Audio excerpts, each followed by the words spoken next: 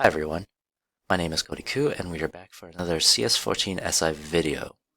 Today we'll be going over two things, Big O notations and singularly linked list.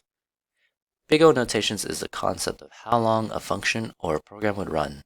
To explain Big O, let's take an example for finding a phone number in a phone book. In this example, we have O of 1, which is a constant time. You'll find the phone number on the first page every single time. Then we have O of n, which is linear time. Given a phone number to look up, you go through each page until you find the number at the nth page. We then have O log n, which is logarithmic time. You randomly pick the middle of the phone book and see if your desired phone number is there. If not, it is either towards the beginning or the end of the phone book. And you choose that side, and repeat the process until you find the phone number you're looking for. For O of n squared, which is a quadratic time, where instead there's an extra zero in every single phone number. You have to go through all the phone books and white out that extra zero in each phone number. And there's also n log n, which is we want to personalize the phone book for each person. So we're going to find each person in their designated copy, circle the name in the book, and write a short thank you note for their patronage. Now that we know several Big O notations, let's look at this function.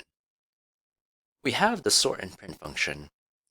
In the first line of code, we have a for loop with v.size, and from that we automatically think of Big O of n. Then now we look at the third line. We also have another for loop that also has v.size, but it has j equals I plus 1, taking the I from the previous for loop, which increases with each iteration. You might be thinking, okay, it's log of n, since we are reducing the distance between the two unsigned integers. But that's the trick right there. In order for the function to run log of n, it requires to modify the vector or the incrementation function. It's basically like cutting the vector in half every single time of the loop, or incrementing would be a multiplication of 2 or higher. Usually multiplication makes it log of n, or division actually. But if we remember what I said earlier, Big O notation takes the worst case runtime only. So even though j could possibly be 1 or 2 integers away from the size of the vector, in the second for loop, it will still be O of n. And since this is a nested for loop, we multiply the two Big O notations to get n squared for these two for loops right here.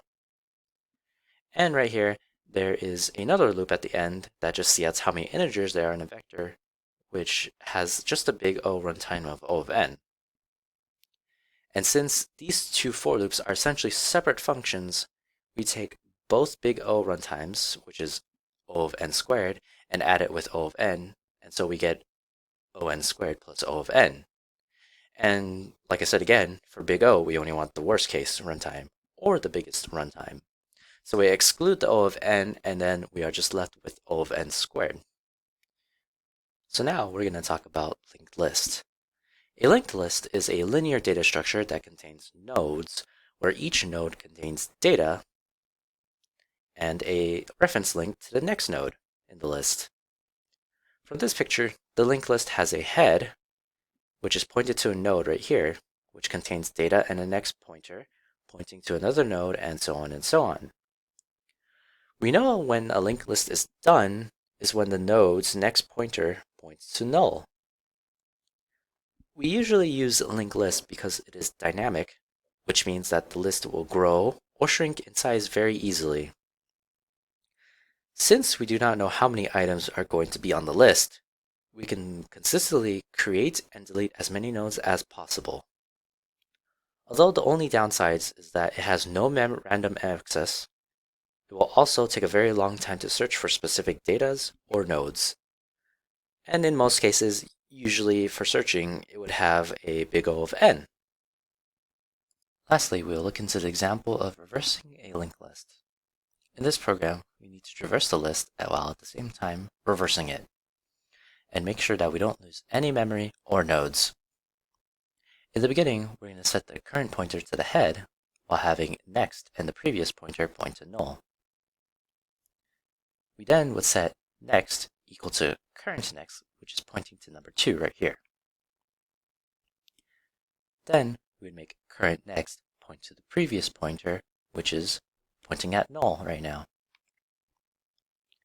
After that, we would have the previous pointer pointing to current to make sure we do not lose the node when we traverse the list with current. After that, move current to next. And then we keep repeating this process of having next point to current next, and then current next pointing to previous, and then previous pointing to current. We keep doing this until current becomes equal to null. And at the end, we set the head to previous. And that would be the algorithm for reversing a linked list. I hope you find this video helpful.